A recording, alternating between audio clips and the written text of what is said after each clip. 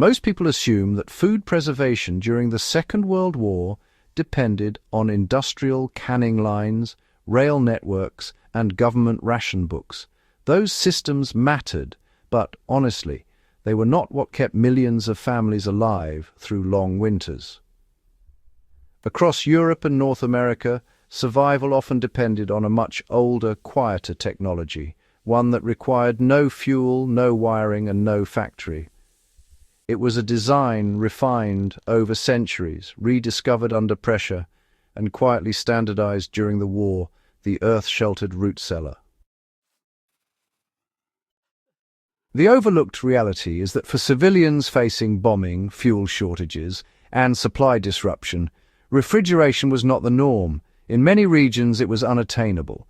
Electricity grids were fragile, coal was diverted to industry, rail lines were military targets, yet vegetables, cabbage, carrots, beets, potatoes, turnips remained edible deep into winter.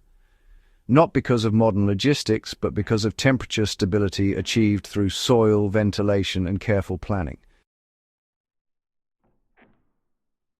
What the Second World War revealed was not just the resilience of the root cellar, but how deeply food security depends on infrastructure most people no longer notice. The war forced governments to relearn lessons about seasonal eating and low-energy storage. By 1939, much of the industrialized world had grown used to expanding food distribution networks. Urbanization had separated consumers from producers, but war reversed that trend.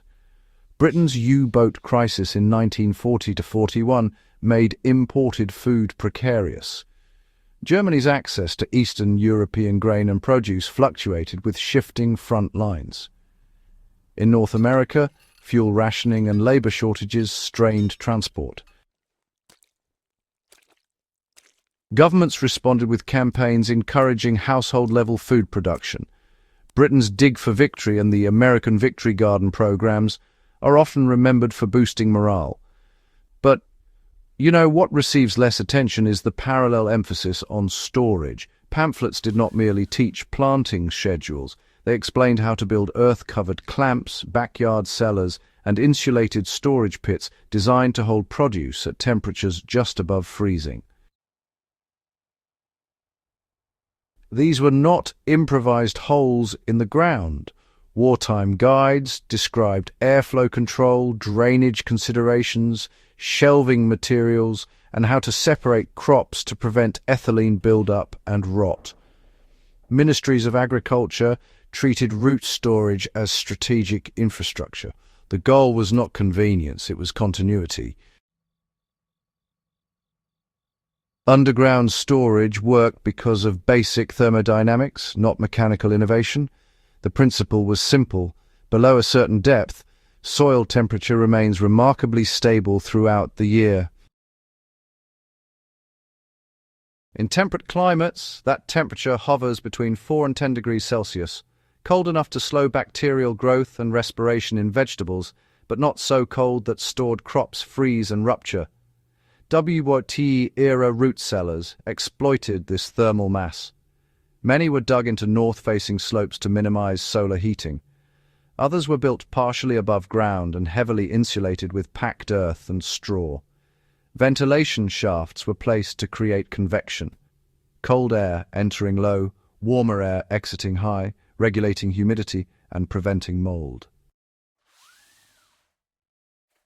The design required balance. Too much airflow, dried produce; too little, encouraged rot. The success of these cellars depended on disciplined monitoring. Families checked vents, removed spoiled items immediately, and rotated stock. Storage was not passive, it was managed. For survival-minded observers today, the lesson is clear. Resilience often lies in physics, not electronics. In occupied Europe, root storage became a quiet form of resistance and survival. In Poland, Ukraine, and parts of France, underground food storage took on additional meaning. Occupation forces requisitioned crops, and livestock was seized. Formal markets were monitored, but, Rural families still constructed concealed pits and cellars to preserve part of their harvest. These spaces were sometimes integrated into barns or hidden beneath removable flooring. While not designed primarily as hiding places for people, they became multifunctional assets. Food security reduced dependence on occupiers, and it limited exposure to black markets. It allowed families to endure poor harvests and harsh winters with a measure of autonomy. German civilians also relied heavily on cellar systems as Allied bombing intensified. Urban cellars originally intended for coal and preserved goods became lifelines. Even as apartment blocks lost windows and heat, underground storage spaces maintained relative thermal stability. The war demonstrated that, decentralization of food storage really reduced vulnerability to disruption. Military planners also understood the importance of low-energy storage near the front. Field armies required fresh produce to prevent nutritional deficiencies.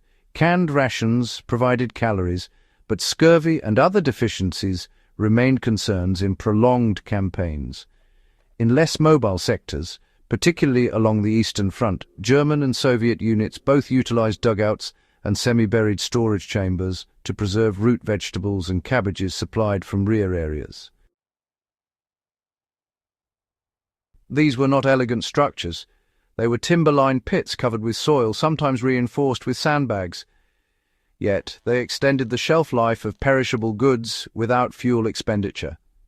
In an environment where fuel was prioritized for vehicles and aircraft, every non-mechanical solution really mattered. The broader doctrinal lesson persisted after the war. Military logistics increasingly valued redundancy and local storage capacity. Centralized depots are efficient, but they're also targets. Distributed, low-tech storage systems are less visible and honestly much harder to disrupt. The design worked because it aligned with the biology of the crops themselves. Root vegetables are naturally adapted for dormancy. Carrots, beets, and turnips store energy in underground tissues designed to survive winter. When kept cool and humid, their metabolic rate slows dramatically. They neither sprout aggressively nor dehydrate quickly. Wartime agricultural bulletins emphasized harvesting at the correct maturity stage. Crops damaged by frost or mishandled during digging did not store well. The design of the cellar could not compensate for poor preparation. Humidity control was particularly important. Ideal relative humidity hovered around 85 to 95% for many root crops. Too dry and vegetables shriveled, too wet and fungal growth accelerated. Some cellars included sand-packed bins to stabilize moisture levels. Others relied on earthen floors to moderate humidity naturally.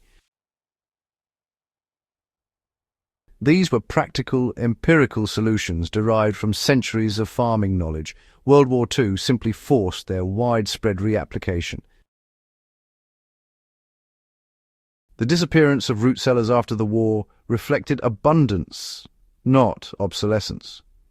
Post-war electrification, refrigeration, and supermarket expansion made year-round fresh produce commonplace in industrialized countries. Cold chains replaced earthen walls. Urban housing developments eliminated backyard storage space. Convenience supplanted seasonal planning. But the underlying vulnerabilities did not vanish. They were masked by energy abundance and global trade networks. When fuel is cheap and transport reliable, mechanical refrigeration appears superior in every way. When supply chains fracture, the equation changes. The war years provide, a fascinating case study in what happens when industrial systems falter. Households that managed to maintain those old traditional storage methods, they endured shortages with a lot less disruption. And, communities that held on to their agricultural literacy, they really did adapt more effectively. Now, this isn't just nostalgia talking. It's really a recognition that resilience so often depends on layered systems, modern where possible and traditional where necessary. For those viewers who are a bit preparedness-minded, the root cellar is honestly less a relic than a design principle. It stands for passive climate control. It stands for decentralized storage. It stands for understanding your local soil, drainage, and those ever-changing seasonal cycles. Sure, it requires a fair bit of labor up front and attention throughout the winter, but importantly, there's no need for ongoing fuel. In an era that's, becoming more aware of grid fragility and climate volatility, the Second World War revival of underground storage actually offers a bit of a template, not because we expect a return to total war, but because the conditions that made such designs valuable, things like supply disruption, energy scarcity, and logistical strain, well, those aren't unique to the 1940s. History honestly rarely repeats itself in exactly the same way, but those structural pressures, they do tend to recur. The deeper lesson from this Second World War design is that really preparedness is cultural before it is technical. Governments could hand out pamphlets, they could encourage people to grow gardens, but effective storage actually depended on habits passed down through generations. Things like knowing when to harvest, how to cure onions before storage, and how to insulate a hatch without trapping condensation. These were skills embedded in rural life long before the war. When societies lose such knowledge, they trade resilience for efficiency. The wartime experience showed how quickly that trade-off becomes visible. Remembering this design matters because, well, it really reframes what we consider progress. It reminds us that survival in the 20th century did not depend solely on tanks, factories, and industrial output.